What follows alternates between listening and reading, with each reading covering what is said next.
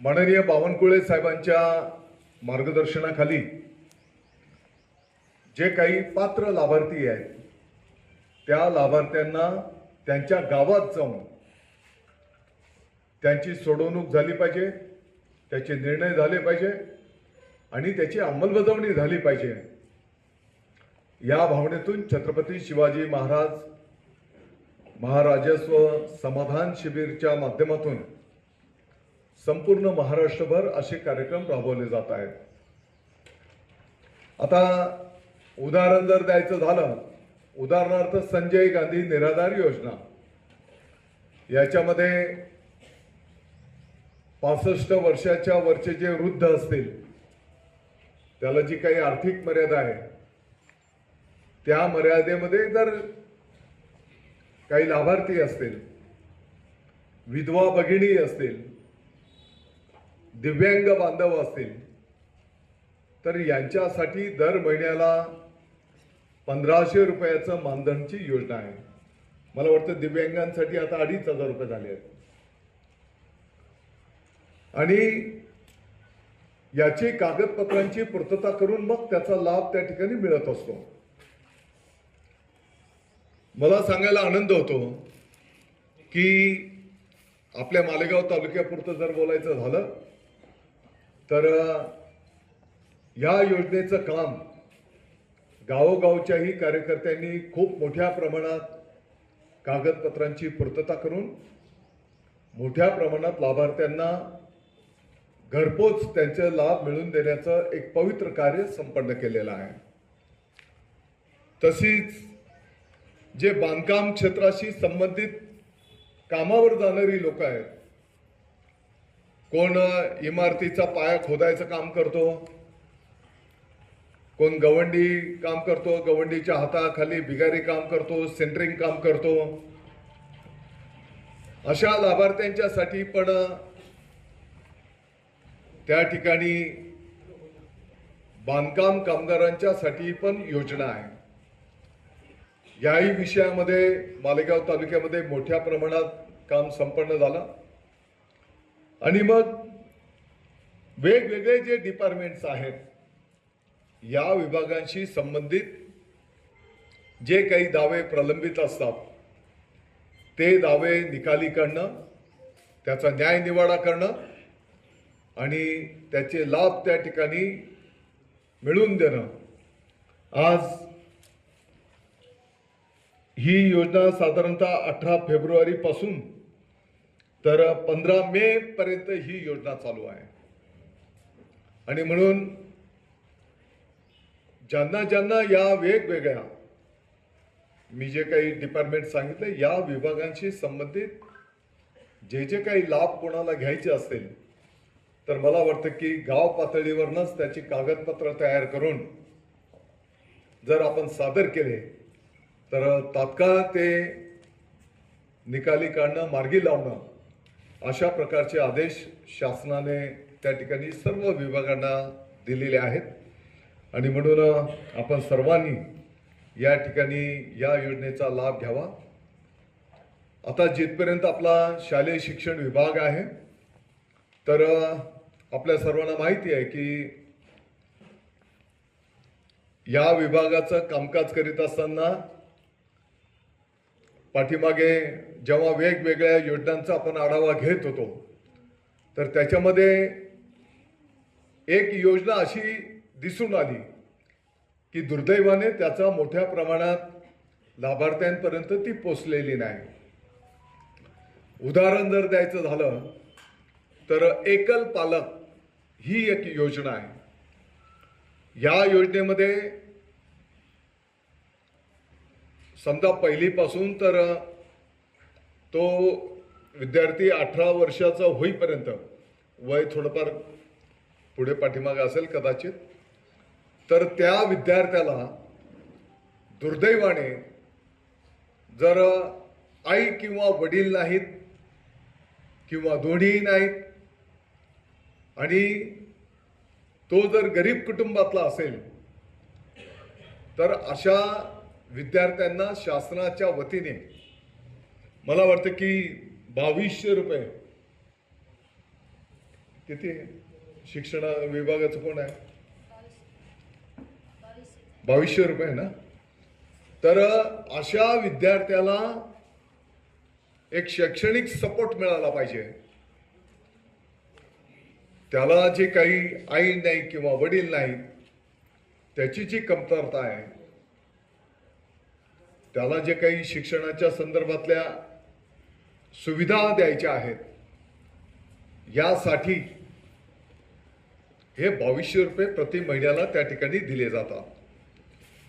मी जेव्हा राज्याचा आढावा घेतला तर मला वाटतं की ती आकडेवारी पाहिल्याच्या नंतर आणि जस्ट मी काही गावांमधनं आपल्या तालुक्याचा जेव्हा मी माहिती घेतली तर दुर्दैवाने खूप लाभार्थ्यांना त्याचा लाभ मिळालेला नाही, या मतापर्यंत त्या ठिकाणी आम्ही आलो.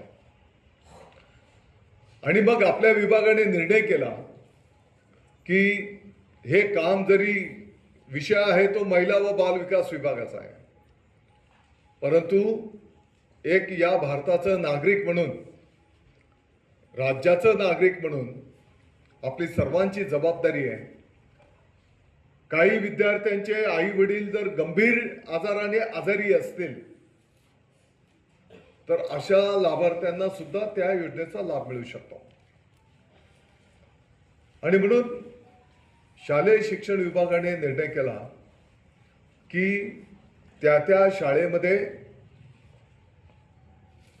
त्या वर्गातल्या शिक्षक बंधू भगिनींना माहिती आहे की या वर्गातले जे विद्यार्थी आहेत त्या विद्यार्थ्यांच्यापैकी कोणाला वडील नाहीत किंवा कोणाला आई नाही किंवा कोणाला दोन्ही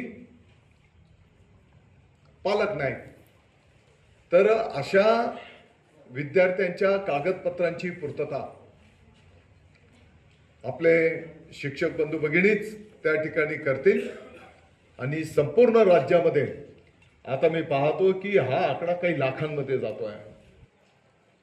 याचा अर्थ असा आहे की या योजनेच्या लाभापासून काही लाख विद्यार्थी ती योजना असताना सुद्धा त्याच्यापासून वंचित होते. आणि म्हणून अशा या अभियानाच्या माध्यमातून वेगवेगळ्या डिपार्टमेंटच्या योजना त्या ठिकाणी सांगितल्या जातात. आरोग्य विभागाच्याही आपण पाहतो की अनेक चांगल्या योजना आहेत, परंतु दुर्दैवाने त्या लाभार्थ्यापर्यंत त्या पोचत नाही. मग आम्ही खाजगी दवाखान्यांमध्ये मोठ्या प्रमाणात त्या ठिकाणी बिलं भरतो. आता जर आपण बघितलं असेल तर आपलं महिला व बाल रुग्णालय जे मालेगावचं आहे, मागच्या आठवड्यामध्ये माननीय आरोग्यमंत्री महोदय आम्ही जरा काही कामाच्या निमित्ताने चर्चा करत होतो आणि मग त्यांना मी व्हिडिओ कॉल करून आपल्या मालेगावच्या महिला व बाल रुग्णालयाचं परिस्थिती त्यांना दाखवली की किती चांगलं आम्ही ते रुग्णालय मेंटेन केलेलं आहे. स्वच्छता, टापटीपपणा, त्या हॉस्पिटलमध्ये येणाऱ्या रुग्णांची त्यांना चांगली आरोग्य सेवा. आणि ते पाहत असताना त्यांनी व्हिडिओ कॉल करून माहिती पाहत असताना त्यांनी माहिती विचारली की या रुग्णालयाला महात्मा ज्योतिबा फुले जन आरोग्य योजना लागू आहे का? तर रुग्णालयाने सांगितलं नाही. मग आरोग्यमंत्री महोदय बोलले की तुम्ही याचे कागदपत्रांची पूर्तता का केली नाही? आणि मग रुग्णालय कामाला लागलं. म्हणजे म्हटलं तर काही वर्ष झाले उद्घाटन होऊन आणि खूप चांगलं काम पण केलेलं आहे. माझ्या माहितीप्रमाणे 7-8 हजारपेक्षा जास्त महिला डिलिव्हरी केसेस संपन्न झाले आहेत.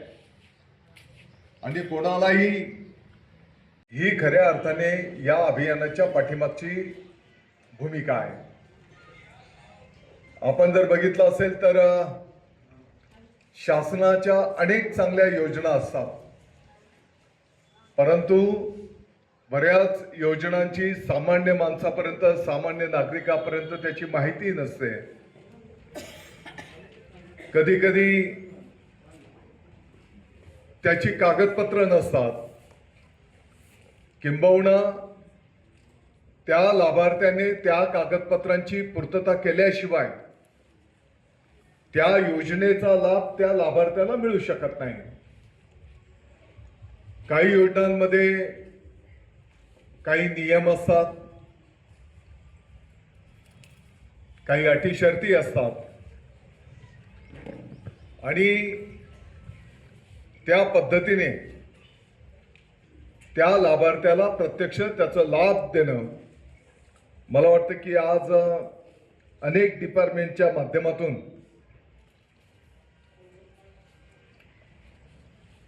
आता एक काहीतरी नावात बदल करायचा होता. म्हणजे विषय फार लहान असेल, परंतु कधी कधी सामान्य माणूस त्या विभागाच्या कार्यालयापर्यंत अर्ज फाटे करतो, वारंवार चक्रा मारतात आणि आपण पाहतो की